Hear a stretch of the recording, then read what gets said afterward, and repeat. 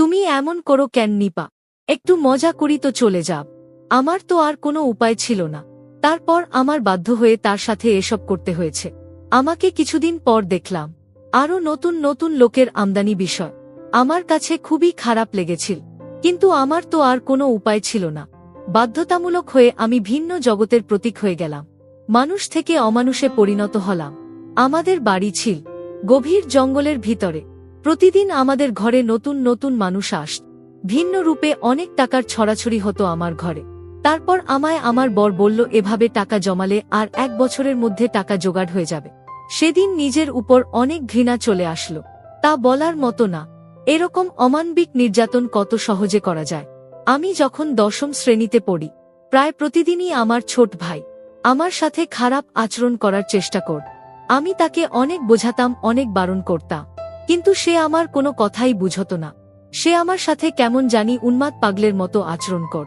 একদিন আমাদের বাড়ির সবাই, আমাকে আর আমার ছোট ভাইকে রেখে সবাই বেড়াতে গিয়েছিল। আমারও পরীক্ষা ছিল, তার পরীক্ষা ছিল, যে কারণে সে আর আমি যেতে পারি নাই। কিন্তু এই সুযোগে আমার ছোট ভাই ঘরের দরজা বন্ধ করে আমার সাথে যা করল, তা শুনলে বন্ধুরা তোমাদের মাথা ঘুরে যাবে। হ্যালো বন্ধুরা, আমি নিপা। আমি যখন খুব ছোট তখন আমার বাবা মারা যায়। আমার মা অন্য আরেকজনকে বিয়ে করে। সেই ঘরে আমার ছোট একটি সৎভাই ছিল। ছোট ভাই আমার সাথে সবসময় খারাপ আচরণ করার চেষ্টা কর। ব্যাপারটা আমার ভাল লাগত না, আর ভয়ে কাউকে কিছু বলতেও পারতাম না। আমি ব্যাপারটা আমার মাকে বলি, মা উল্টে আমায় বকা দে। তারপর থেকে আমি ভয়ে কাউকে কিছু বলিনি। 8ম শ্রেণীতে ওঠার পর একদিন বাড়িতে কেউ ছিল না। ওই সবাই দাওয়াত খেতে গেছে। সেই সুযোগে ছোট ভাই কোথা থেকে এসে আমার উপর পশুর মতো ঝাঁপিয়ে পড়ল। আমার চিৎকার দিয়েও কোনো রক্ষা হল না। এরপর থেকে ছোট ভাই প্রায় সময় আমার উপর ঝাঁপিয়ে পড়, আর মাঝে মাঝে ছোট ভাই আমাকে টাকা দিত। যখন আমি কলেজে উঠলাম, তখন বুঝতে পারলাম আমি কনসিভ হয়ে গেছি। যখন আমি কনসিভ করি তখন ব্যাপারটা বুঝতে পারিনি। আমি আর ব্যাপারটা আরও পরিষ্কারভাবে বুঝতে পারি ক্লাস 9-এর শারীরিক শিক্ষা বই থেকে। আমার তখন মাথা ব্যথা, বমি ভাবছিল, কিছু খেতে পারতাম না। আর ব্যাপারটা যখন বুঝতে পারে, তখন মা আমাকে জিজ্ঞেস করে, কি হয়েছে তোর? আমি কিছুই বলি না। অবশেষে মাকে ব্যাপারটা বলতে আমি বাধ্য হয়েছি। আমার মুখ থেকে মা এরকম ধরনের কথা শুনে অবাক হয়ে গেল, আর আমাকে অনেক বকাবকি করতে শুরু করল। এর আগে আমি আর আমার ভাইকে ব্যাপারটা বলেছিলাম, কিন্তু বিশ্বাসে কোনো মানে নেই নাই। মা এসব কথা শোনার পর মা আমার ভাইকেও এ ব্যাপারটা নিয়ে জিজ্ঞাসাবাদ করে। সে উল্টো আমাকে অত্যাচার করে বলে, এটা আমার না। আমি বললাম, এত বছর ধরে আমার সাথে সম্পর্ক করলেন যে আমি সবাইকে বলে দেব। সে আমাকে হুমকি দিয়েছে, বল তোর খবর আছে। আমিও ভয় পেয়ে যাই। এসব কথা শোনার পর মা আমাকে অনেক মারধর করে। ব্যাপারটা গোপন রাখে বাবা ভাইদের কাছ থেকে, আর বলে এটা কার বাচ্চা, কার থেকে পাপ আমার ছেলের উপরে ছেড়ে দিয়েছি, আরও অনেক কথা। পরে মা বাচ্চাটা গোপনে নষ্ট করে ফেলে। তারপর আমাকে আর স্কুলে যেতে দেয় না। আমি স্কুলে যাওয়ার কথা বলে যেতে হবে না তোর স্কুলে। তারপর মা তড়িঘড়ি করে আমার বিয়ের জন্য বাবাকে বলে, বাবা তো এমনিতেই আমাকে দেখতে পারে না, তাই কোনোরকম চাইছে আমাকে বিদায় করতে, কারণ আমি তো উটকো ঝামেলা। এর মধ্যে আমার ছোট ভাই মালয়েশিয়া চলে যায়। আমি ওই সময় অনেকবার মরতে চেয়েছি, কিন্তু পারিনি। অনেক মানসিক হতাশায় ভুগেছিলাম। এরপর এক ছেলে আসে আমাদের পাশের গ্রামে। বাবা মা কোনো খোঁজ খবর না নিয়ে আমাকে বিয়ে দিয়ে দেয়। কি অদ্ভুত ব্যাপার! বিয়ের দিন আমার কপালে নাকফুল জোটেনি। আমার বাবা বলেছে, পাত্রপক্ষের কাছে আমার বাবা বলেছে, আমি তার কোন মেয়ে না, আমি তাদের বাসায় কাজের মেয়ে। তাদের বাসায় আমি থাকি। ছোটবেলা থেকেই তারা আমাকে মেয়ের মতোই দেখে, এবং এভাবেই তারা আমাকে মানুষ করেছে। আমার সৎ বাবার মুখে এরকম কথা শুনে কষ্টে আমার বুকটা ফেটে যাওয়ার মতো অবস্থা হয়েছিল। যাই হোক, শ্বশুর বাড়িতে আসলাম। একদম ভাঙাচোরা ঘর, এক রুম মাত্র। ঘর দেখে মাথা ঘুরে গেল। আমার বর আমাকে বিয়ে করে নিয়ে এসে কোথায় গেছে সেটাও আমি জানি না। শ্যামলা গায়ের রং বলে যা দেখলাম। আমাকে খাটের উপর বসানো হল। আমার শ্বশুর শাশুড়ি কেউ নেই। আমার বর এতি, তারও কেউ নেই। তার বাবা মা মারা যাওয়ার সময় এই বাড়িটা তাকে দিয়ে গেছে। তার যে কজন আত্মীয় স্বজন আছে, তারা আমার বরকে পরিচয় দেয় না। আমি রাতে বরের অপেক্ষা করতে করতে ঘুমিয়ে গেলাম। সেই রাতে আসলো না। সে এলো ভরে, তাও আবার মাতাল হয়। সে কোনো কিছু বলা ছাড়াই মাতাল হয়ে পাগলের মতো আমার এখানে ঝাঁপিয়ে পড়ল। আমি কাঁদতে লাগলাম। কি হলো আমার কপালে? সারা জীবনেও সুখ পেলাম না। পরের দিন ঘুম থেকে উঠে বাথরুম খুঁজতে লাগলাম। ঘরে আর কেউ ছিল না, তাই তাকেই দেখলাম। সে আমাকে খুব খারাপ ভাষায় গালি দিয়ে বল, ঘুমাতে দে। আমিও আর কিছু বলিনি। ঘরের আশেপাশে কল ছিল না, এখন অন্যের বাড়ি থেকে পানি আনতে হয়। আমি নতুন বউ, কোথায় যাব, কিছুই চিনি না। সেদিন আমার বর দেরি করে ঘুম থেকে উঠে বল, ভাত দাও। আমি ভাত দিলাম। তারপর তাকে বললাম, আচ্ছা বাথরুম কোথায়? সে আমাকে একটি জঙ্গলের ভেতরে নিয়ে গেল। একটি খোলামেলা বাথরুম। কি বল, বাড়ি থেকে অনেক দূরে জঙ্গলের মতো জায়গা। রাত বিরাতে তো আসাই যাবে না, আর বর্ষার সময় ভুলেও না। তারপর সে বাড়ি দেখা, ওখান থেকে পানি আনতে বল, আর রাস্তার পাশে মসজিদের পুকুর থেকে গোসল করতে বল। আমাকে আমার বাপের বাড়ি থেকে কেউ দেখতে আসত না। দিন যেতে লাগল, আর তার অত্যাচার বাড়তে লাগল। অহেতুক গালাগালি করা। আমাকে বিয়ের 6 দিন পরে একদিন রাতে মারতে শুরু করল। সে মদ খেয়ে মাতাল হয়ে আসছে। সে সময়টা কি জঘন্য সময় ছিল বন্ধুরা, তোমাদেরকে বলে বোঝাতে পারবো না। খুব লজ্জা লাগ। অন্যের বাড়ি থেকে পানি আনতে যেতে, তারপর পুকুরে গোসল করতে হতো। আমি 2 দিনেও গোসল করতাম না, লজ্জায়। আর এভাবে খোলামেলা পরিবেশে আমার গোসল করে তো অভ্যাস নেই। আর রাতের বেলায় বাথরুমে যেতাম না। বাথরুমে না যাওয়ার জন্য একদম কম খেতাম। আর তার তো কোনো খবরই থাকত না। সে ঠিকমতো কাজও করত না। একদিন বাজার আনলে 10 দিন আনত না। বিয়ের 1 মাস পর আমাদের বাড়ি যাই। গিয়ে মাকে জড়িয়ে ধরে কান্না করি। আর মা আমাকে বল, এত ঝাং করতে হবে না, অনেক ঢল করেছ বাড়িতে। একদিন থাকার পর বাবা বলল, কি রে যাবি না? বিয়ে দিয়ে দিয়েছি, এখানে কি? শ্বশুর বাড়ি যা। তাদেরকে আমি সবকিছু খুলে বলার পরেও তারা আমাকে কোনোভাবেই বিশ্বাস করতে পারছে না, আর আমাকে বিভিন্নভাবে তিরস্কার করতে শুরু করল। তারপর আমার হঠাৎ বলে উঠল, বিয়ে দিয়েছি, এটাই অনেক। তারপর মাকে বললাম, মা, ওমা, আমি তো তোমার মেয়ে, কেন আমার সাথে এমন করলে তুমি? মা বল, পেট বাঁধানোর সময় মনে ছিল না। আমি এটা বলতে পারলাম না যে বাহিরের মানুষ না, ঘরের মানুষই এই কাজ করেছে। এরপরও সব মেনে নিলাম, আর নিজেই যুদ্ধ শুরু করলাম। শ্বশুর বাড়িতে এলাম, মনোবল আরও শক্ত করলাম। এখানে আমাকে থাকতে হবে। কিন্তু বর প্রতি রাতে মদ খেয়ে মাতাল হয়ে আসত। বিয়ের 1 মাস পর চালের কথা বললাম। ঘরের চাল ডাল কিছু ছিল না। চালের কথা বলার সাথে সাথে মার, বলতো কাজ করে থাক। আমি বিয়ের 1 মাস পর থেকেই মানুষের বাড়িতে কাজ করতাম। তারা যা দিত, চাল ডাল, তাই খেতাম। আমার মা আমার একবারও খোঁজ নেয়নি। মানুষের ধান ছাড়া বাড়ি ঘর মুছে এক কথায় দাসীর কাজ করতাম। আর এতে তারা যা দিত তাই খেতাম, কারণ আমার স্বামী বাজার করত না, আর সে কাজও করত না।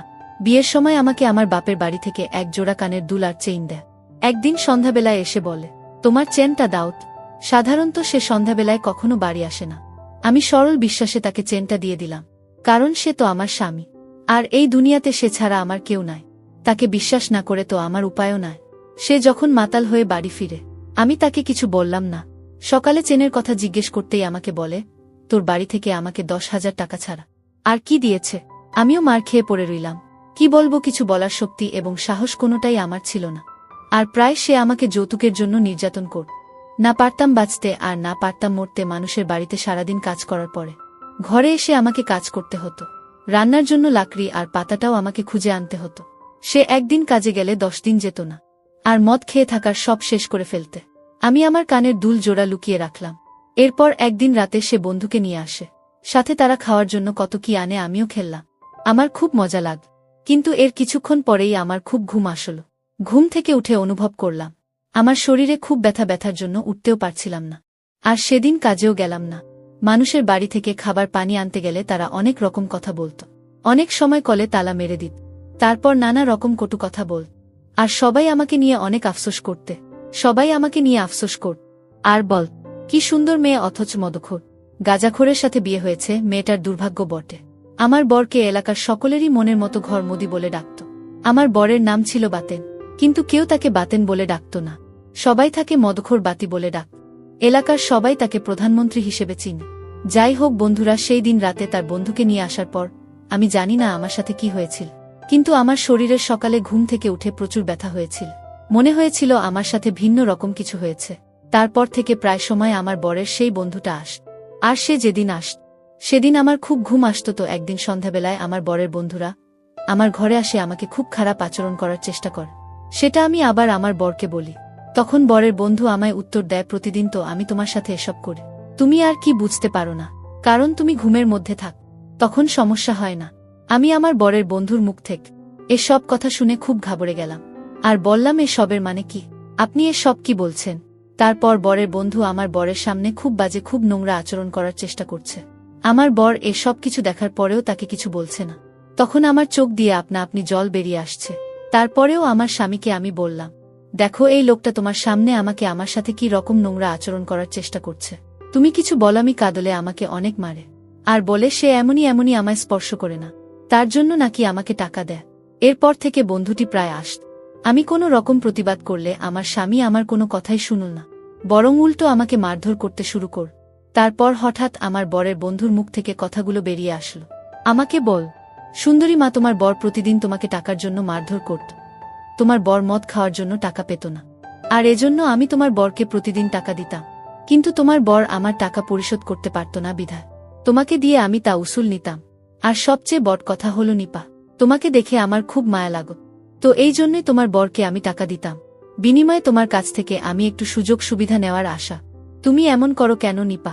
একটু মজা করি তো চলে যা। আমার তো আর কোনো উপায় ছিল না, তারপর আমার বাধ্য হয়ে তার সাথে এসব করতে হয়েছে। আমাকে কিছুদিন পর দেখলাম আরও নতুন নতুন লোকের আমদানি বিষয়। আমার কাছে খুবই খারাপ লেগেছিল, কিন্তু আমার তো আর কোনো উপায় ছিল না। বাধ্যতামূলক হয়ে আমি ভিন্ন জগতের প্রতীক হয়ে গেলাম, মানুষ থেকে অমানুষে পরিণত হলাম। আমাদের বাড়ি ছিল গভীর জঙ্গলের ভিতরে। প্রতিদিন আমাদের ঘরে নতুন নতুন মানুষ আসত, ভিন্ন রূপে অনেক টাকার ছড়াছড়ি হতো আমার ঘরে। তারপর আমায় আমার বর বলল, এভাবে টাকা জমালে আর 1 বছরের মধ্যে টাকা জোগাড় হয়ে যাবে। সেদিন নিজের উপর অনেক ঘৃণা চলে আসল, তা বলার মতো না। এরকম অমানবিক নির্যাতন কত সহজে করা যায়। প্রতিদিন 4 থেকে 5 জন হায়না রূপে আমাকে আক্রমণ করে। মনের দুঃখে ঘৃণা আমি তাদের এখান থেকে চলে আসলাম। আমার বাড়ির পাশে এক চাচির অনেক অসুখ থাকা, তাদের বাড়িতে রাখতে থাকি। সেই রাতে আমার ঘরে গ্রামে চেয়ারম্যানের লোক এসে আমার বরসহ সবাইকে ধরে নিয়ে যায়, আর জুয়া খেলার জন্য সবাইকে অনেক মারে। সেটা আবার আমি শুনি। চেয়ারম্যানের লোকেরা যখন তাকে ধরে নিয়ে যায় আর মারে, তখন আমি চেয়ারম্যানের কাছে ছুটে যায়। চেয়ারম্যান টাকা চায় আমার কাছে, আমার বরের বন্ধুদের ছেড়ে দেয়, কারণ ওরা চেয়ারম্যানকে টাকা দিয়ে দেয়। আমার কাছে 5,000 চাইল, কিন্তু আমার কাছে তো এত টাকা নাই। এরপর আমার কানের দুল বেচে টাকা দিয়ে তাকে ছাড়ায়, কারণ 1000 হলেও হলে তো আমার স্বামী, সে ছাড়া তো আমার এই জগতে আর কেউ নেই। মার খাওয়ার পর সে বেশ কিছুদিন অসুস্থ ছিল। ভাল হওয়ার পর চেয়ারম্যান খবর পাঠায়, বলে তোর বুকে কিছুদিন আমাদের কাছে পাঠা, তোকে টাকা দেব। এরপর আমার বর আমাকে চেয়ারম্যানের কাছে পাঠায়। খুব লজ্জার বিষয়, চেয়ারম্যানের কাছে 2 দিন ছিলাম। এরপর ওখান থেকে এসে বলে, তোর সাথে আর সংসার করব না। একই কথা বলে আমি রাগে ক্রোধে বাপের বাড়ি চলে আসলাম। তাই 2 বছর পর বাপের বাড়ি যায়। যাওয়ার সময় খালি হাতে যাই, টাকা ছিল না, নাস্তা পানি কোথা থেকে নেব। এরপর মা আমাকে দেখে এক প্রকার তীরে আসলো। কিছু বললাম না, গিয়ে দেখি ওমা আমার বড় ভাই বিয়ে করেছে, তার বউ আবার গর্ভবতী। সে আমার মাকে জিজ্ঞেস করছে, মা ওকে তো আমার মা উত্তর দেয়, আমাদের ঘরে কাজ কর। মা আমাকে নিজের মেয়ে বলে পরিচয় দেননি। এরপর মা আমাকে বলে, দুপুরে খেয়ে যাবি নাকি? এখনই যাবি? আমি আর কিছু বলিনি, শ্বশুরবাড়ি চলে আসি। আসার পর বর আমাকে খুব মারে, আর বলে, মাত্র জায়গা দিল না, গেলে কেন? আরও বল, আমার ঘর ছাড়া তোর আর কি কোথাও জায়গা হবে? আরও অনেক বাজে বাজে গালাগালি কর। সে রাতে মরতে চেয়েছি, কিন্তু সাহস পাইনি। গ্রামের মোটামুটি সবাই আমাকে খারাপ বলতো, তেমন কেউ মিশতে চাইত না। আর এদিকে আমার বর বাড়ি বন্ধক দিয়ে জমিদারের কাছ থেকে টাকা এনেছিল। জমিদারের লোকেরা আমাকে অনেক গালিগালাজ করে গেল, আর বলে গেল খুব তাড়াতাড়ি হলেও টাকা পরিশোধ করে দিয়ে দিতাম, নিলে তারা তোমাদের বাড়ি দখল নেবে। বোর্ড আসলো, আমি জিজ্ঞেস করলাম, উনাদের টাকা দিলে না? বলল, জুয়া খেলে হেরে গিয়েছি, টাকা নেই, কোথা থেকে দেব? সমস্যা নাই, আজকে 10 জন আসবে, 5 করে দিলে 5,000 হবে। তুই শুধু 2 দিন একটু কষ্ট করবি, তাদেরকে একটু ভালো করে খুশি করবি। বিশ্বাস করো বন্ধুরা, সে রাতে অমানবিক নির্যাতনের শিকার হয়েছি। আমার শরীর অসুস্থ হয়ে পড়ে। আমার বর মানুষটা আমার অসুস্থতা দেখেও রাতে, পরের দিন রাতে আরও 3 জন আন। তারা কোনো কিছুই মানল না। অনেক কেঁদেছি, চিৎকার করেছি, উল্টে অনেকগুলো মার খেতে হলো। আমার বর মাতাল, সে কি বুঝবে? তারপর আর জানি না, নিজেকে হাসপাতালে দেখতে পেলাম। এক আয়া বল, আমাকে নাকি ভোর 4টা বাজে হাসপাতালে এনেছে। অজ্ঞান অবস্থায় আমার বর আসলো। আমি তখনও কথা বলতে পারছিলাম না। সে আমায় বল, নাটক করে উল্টো কত টাকা খরচ করছিস। আমি কেঁদে দিলাম, আর বললাম, তোর বিচার সৃষ্টিকর্তা করবে। একদিন তুই আমার জন্য পাগলের মতো রাস্তায় রাস্তায় ঘুরি, বিকেলের দিকে অবস্থা আরও অনেক খারাপ হয়ে যা। তারপর তার বর এবং বরের কয়েকজন বন্ধু মিলে আমাকে এমার্জেন্সি ভাবে ঢাকা মেডিকেলে পাঠায়। ঢাকা মেডিকেলে ভর্তি করে। আমার বর এবং তার বন্ধুরা সবাই লাফাতে হয়ে যায়। এই খবরটা আমার মা পেল। আমার মা এসে আমাকে একনজর দেখে চলে গেল। আমার অবস্থা একটু উন্নতির দিকে ছিল ঢাকা মেডিকেলে, আর এদিকে আমার বর এবং বরের বন্ধুরা ভেবেছিল যে হয়তো আমি মারা যাব, যে কারণে আমার বর এবং বরের বন্ধুরা আর আমার সাথে কখনো দেখা করেনি এবং তারা সকলেই পালিয়েছিল। আর এদিকে আমার মা ও যে একবার দেখা করে এসেছিল আর আমার কোনো খোঁজ খবরই নেয়নি। এভাবে ঢাকা মেডিকেল দীর্ঘ 1 মাস থাকার পর আমি আস্তে আস্তে একটু সুস্থ হতে শুরু করলাম। সৃষ্টিকর্তার এক বিশেষ কৃপায় আমি আস্তে আস্তে পরিপূর্ণ সুস্থ হয়ে উঠলাম। সুস্থ হয়ে নিজেকে নিজের পায়ে দাঁড়ানোর চেষ্টা করলাম। নতুন করে জীবনটা সাজানোর চেষ্টা করলাম। সম্পূর্ণরূপে ভুলে গেলাম আমি আমার অতীত। কিন্তু ভাগ্যের কি নির্মম পরিহাস, আমার এরকম দুর্ঘটনার পর দীর্ঘ 4 বছর অনেক কঠোর পরিশ্রম করে আস্তে আস্তে আমার অবস্থা উন্নতি করে ফেলি। ঠিক তেমন সময় আমি একটি এরকম সংবাদ শুনলাম, যা শোনার পর আমি আনন্দে নাচতে শুরু করলাম। কারণ আমার স্বামী ভয়াবহ অ্যাক্সিডেন্টে তার সমস্ত দেহ ক্ষতবিক্ষত হয়ে রাস্তায় পড়ে আছে। তার প্রতি আমার মনের ভিতর এমন এক ঘৃণার জন্ম নিয়েছিল, আমি তার লাশটা পর্যন্ত দেখতে যাইনি। একা জীবন, একা কর্ম, একাই সবকিছু। ভালো আছি, অনেক ভালো আছি বন্ধুরা। আমি এখন অনেক সুখে আছি, যে সুখের কোনো সীমা নেই। এরকম পাষণ্ড স্বামী থাকার চেয়ে একা থাকাই উত্তম। শ্রেয়া বন্ধুরা, গল্পটি থেকে তোমরা কি বুঝতে পারলে? আমাকে অবশ্যই তোমরা কমেন্ট করে জানাবে বন্ধুরা। আজকে এই পর্যন্ত, আবারও আসব তোমাদের মধ্যে নতুন কোনো ভিডিও নিয়ে। ভিডিওটি যদি তোমাদের ভালো লাগে তাহলে একটি লাইক দাও। প্রতিদিন আমি তোমাদেরকে করে নতুন গল্প উপহার দিব, তাই তোমাদেরকে অনুরোধ করে বলছি, তোমরা যদি এরকম ধরনের ইন্টারেস্টিং গল্প পেতে চাও তাহলে দয়া করে আমার চ্যানেলটি সাবস্ক্রাইব কর। ভিডিওটি দেখার জন্য তোমাদের সকলকে অসংখ্য ধন্যবাদ।